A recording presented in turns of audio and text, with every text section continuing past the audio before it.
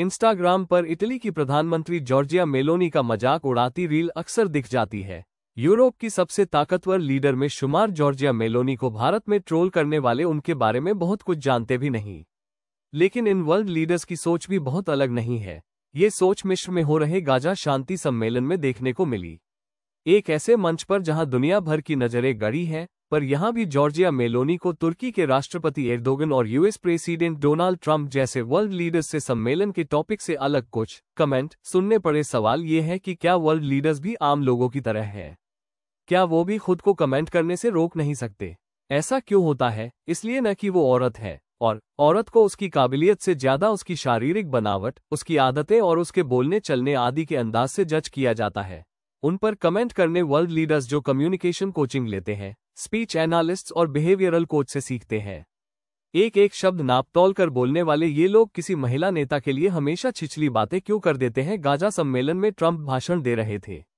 बीच भाषण उन्होंने मेलोनी की तरफ रुख किया और कहा कि आप खूबसूरत हैं। मुझे ये कहने की इजाजत नहीं है, क्योंकि अगर आप अमेरिका में किसी महिला के बारे में खूबसूरत शब्द का इस्तेमाल करते हैं तो आपका राजनीतिक करियर खत्म समझो, लेकिन मैं चांस लूंगा।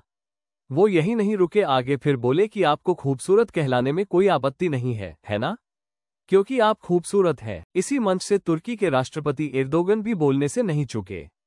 उन्होंने मेलोनी से मजाकिया लहजे में कह डाला कि आप बहुत अच्छी लग रही हैं, लेकिन मुझे आपकी स्मोकिंग छोड़वानी होगी। उनके पास ही फ्रांस के राष्ट्रपति इमैनुएल मैक्रों भी खड़े थे और एर्दोगन की बात सुनकर जोर से हंसते हुए कहा, यह असंभव है। इन दोनों मौकों पर मेलोनी के पास मुस्कुराने के सिवाय क्या रास्ता रहा होगा? वही उन्होंने किया भी। औरतें किसी भी ओहदे में हो, ऐसा देखा गया है कि ऐसे मौकों पर उनकी विरोध करने की हिम्मत ही नहीं पड़ती, या कहिए वो ऐसी बातों की आदी हो जाती है। उनके लिए ये नॉर्मल बात हो जाती है।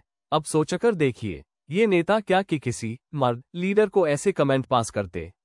क्या ट्रंप उसे हैंडसम कहते और साथ में ये भी कि करियर खत्म हो जाता है ऐसा कहने पर?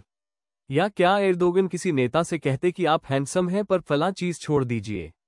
कह भी सकते हैं, लेकिन आज तक ऐसे पल कहीं रिपोर्ट नहीं हुए। एक बुद्धिमान ग्लोबल लीडर कंधे से कंधा मिलाकर खड़ी हो तो भी आप उसके गाइड बनने से नहीं चूकते। उस पर कमेंट करने में आपको सेंस ऑफ ह्यूमर नजर आता है।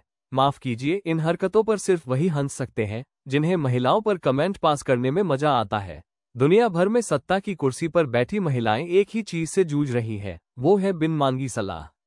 ये सलाह उनके काम, फैसलों या नेतृत्व के बारे में कम और उनके व्यक्तित्व के बारे में ज्यादा होती है। थोड़ा और मुस्कुराए, इतनी स्ट्रांग दिखेंगी तो लोग डरेंगे।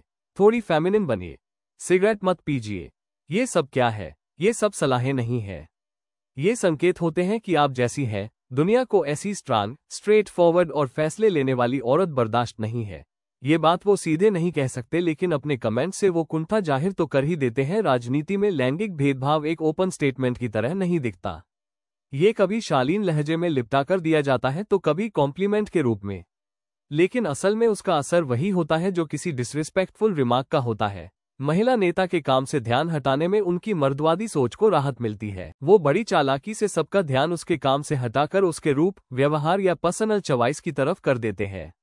ये विडंबना ही तो है कि औरत जितनी ऊंची कुर्सी पर बैठेगी उतना ही ज्यादा जज की जाएगी। उसे सेक्सिस्ट सोच से लेकर महिला अपराध का भी सामना करना पड़ सकता है, जैसा कि मेलोनी के साथ हाल ही में हुआ।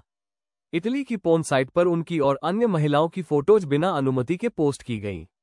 उन्हें सेक्सुअली मैनिपुलेट किया गया। उनके नाम के साथ वल्गर कैप्शन जोड़े गए। उन्होंने इस पर कड़ी प्रतिक्रिया दी, लेकिन हुआ क्या? कोई बदला क्या? इसलिए औरतें किसी भी पद पर पहुंच जाएं, उनके विरोध की एक हद अपने आप तय हो जाती है। पुरुष नेता गलती करें तो वो स्ट्रेटजी, महिला नेता करे तो इमोशन रिएक्शन।